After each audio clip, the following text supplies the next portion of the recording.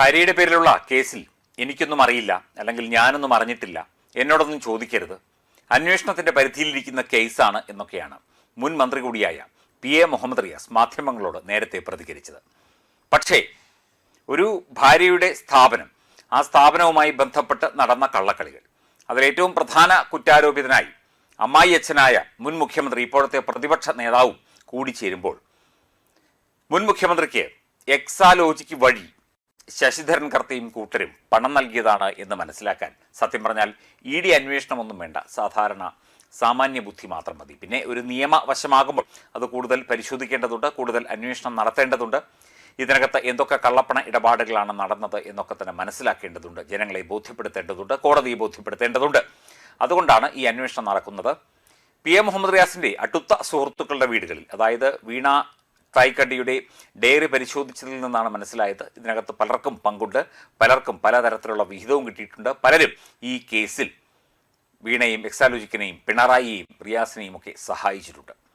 റിയാസ് അങ്ങനെ കൈകഴുകി രക്ഷപ്പെടാം എന്ന് വിചാരിക്കേണ്ട, തീർച്ചയായിട്ടും റിയാസിനെയും പൂട്ടും, പിണറായി വിജയനെയും പൂട്ടും. ഇതിനകത്ത് പങ്കുണ്ടെങ്കിൽ ആളും തരവും നോക്കാതെ, മുഖം നോക്കാതെ എല്ലാവരെയും പൂട്ടും. അതിനുള്ള ഉദ്ദേശത്തോടു കൂടി തന്നെയാണ് ഇനിയിപ്പോൾ രാഷ്ട്രീയ പ്രതികാരമാണെന്ന് പറഞ്ഞാൽ കൂടി ഇപ്പോൾ എൻഫോഴ്സ്മെൻറ്റ് ഡയറക്ടറേറ്റ് പരിശോധനകൾ തുടരുന്നത്. കൃത്യമായി രേഖകൾ, കൃത്യമായ അതിൻ്റെ ഡോക്യുമെൻറ്റുകൾ, മറ്റ് വശങ്ങളൊക്കെ തന്നെ മനസ്സിലാക്കി അതിനെക്കുറിച്ച് കൂടുതൽ കാര്യങ്ങൾ ബോധ്യപ്പെട്ട ശേഷമാണ് ഇത്തരം റെയ്ഡുകൾ നടക്കുന്നത്. PA മുഹമ്മദ് റിയാസും പിണറായി വിജയനും വീണ വിജയനും ഒക്കെ തന്നെ അകത്താകുന്ന കാലം വിദൂരമല്ല എന്ന് പൊതുവെ വിലയിരുത്തപ്പെടുന്നു. ഇന്ന് രാവിലെയോടെയാണ് ED PA മുഹമ്മദ് റിയാസുമായി ബന്ധപ്പെട്ട വിവിധ കേന്ദ്രങ്ങളിൽ റെയ്ഡ് ആരംഭിച്ചത്. ഇപ്പോഴും റെയ്ഡ് തുടരുകയാണ് എന്നാണ് മനസ്സിലാവുന്നത്. കോഴിക്കോട് മാത്രം 4-ൽ അധികം കേന്ദ്രങ്ങളിലാണ് പരിശോധന ഇന്ന് നടക്കുന്നത്.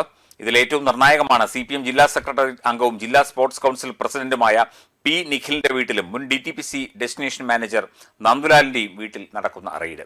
വിവിധ സംഘങ്ങളായി രാവിലെ മുതൽ എത്തിയ ED ഉദ്യോഗസ്ഥർ ഒരേ സമയത്താണ് റിയാസിന്റെ സുഹൃത്തുക്കളുടെ സ്ഥാപനങ്ങളിൽ എത്തിയത്. കുണ്ടൂപ്പറമ്പിലെ നന്ദുലാലിന്റെ വീട്, സരോവരം റോഡിലെ സ്ഥാപനം, പന്തീരാങ്കാവിലെ വാരിഷ് കളത്തിങ്ങൽ എന്നയാളുടെ ഉടമസ്ഥതയിലുള്ള capital marbles and granite, P. നിഖിലിന്റെ വീട് എന്നിവിടങ്ങളിലാണ് സമാന്തരമായി റെയ്ഡ് നടക്കുന്നത്. വീണയുടെ ഡയറിയിൽ നിന്നാണ് EDക്ക് നിഖിൽ അടക്കമുള്ളവരുടെ വിവരങ്ങൾ ലഭിച്ചത്. മാസപ്പടി കേസിൽ പ്രതികളാക്കപ്പെട്ടിട്ടുള്ളവർക്ക് ആദ്യ കുറ്റപത്രം കൊടുക്കുന്നതിന് മുന്നോടിയായിട്ടാണ് അവസാനഘട്ട പരിശോധന നടത്തുന്നത് എന്നാണ് റിപ്പോർട്ട്. എക്സാലോജിക്കിന് പുറമെ ലേക്കർ ഇന്ത്യ കോർപ്പറേഷൻ എന്ന കടലാസ് കമ്പനി, അതും ഈ വീണ തായ്ക്കണ്ടിയുടെ പേരിലുള്ളതാണ് എന്ന് പറയപ്പെടുന്നു. ഇതും ഒരു കടലാസ് കമ്പനി തന്നെ. ഇത്തരത്തിൽ അച്ഛന് വേണ്ടി പണം വാങ്ങാൻ സൃഷ്ടിച്ചെടുത്ത ഒരു കമ്പനിയാണോ ഇത് എന്നും സംശയിക്കുന്നു. വീണയുടെ വീട്ടിൽ മെയ് 27-ന് നടത്തിയ റെയ്ഡിൽ കമ്പനിയുമായി ബന്ധപ്പെട്ട പ്രധാനപ്പെട്ട രേഖകൾ EDക്ക് ലഭിച്ചതായും വിവരമുണ്ട്. കേന്ദ്ര സേനാംഗങ്ങളുടെ കാവലിലാണ് വീടുകളിലും സ്ഥാപനങ്ങളിലും റെയ്ഡ് നടക്കുന്നത്. എന്നാൽ ഇത് സംബന്ധിച്ചുള്ള എന്തെങ്കിലും ഒരു പ്രതികരണത്തിന് ഇതുവരെ CPM നേതാക്കൾ തയ്യാറായിട്ടില്ല.